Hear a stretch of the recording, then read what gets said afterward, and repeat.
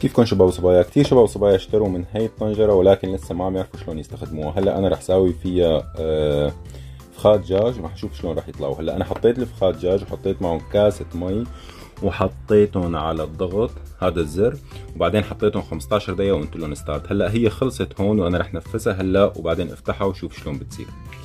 طبعا على التنفيذ بكبسها هيك. هلا بعد ما نفذتها رح شوف شلون صاروا. حطيت فيهم بس كاسة، انا ما غمرتهم بالمي. هلا هيك استوى ممتاز. هلا رح اشويهم. هلا رح بهرهم لاني ما بهرتهم انا.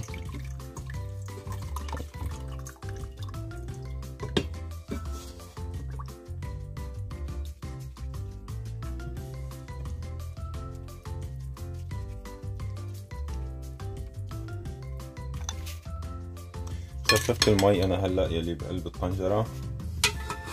هلا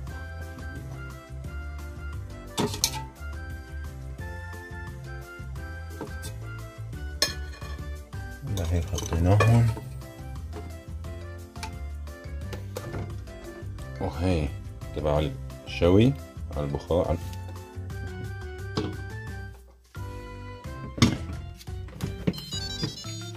هيك رح احطها 10 دقايق او 15 دقيقة ستارت. هي خلصت عاد لنشوف هلا شلون طلعت.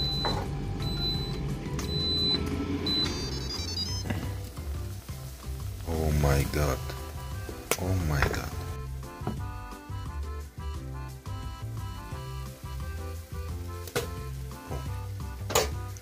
وهي هيك صاروا على الشوي. وهي وحدة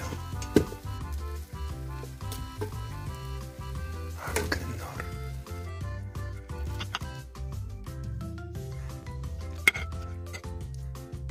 يا شباب نظامي طيبة، مثل كأنه فروج عم تساويه بسوريا. نظامي طيبة ومستوية. طلعوا على قولة الشيف عمر رايح نيفا.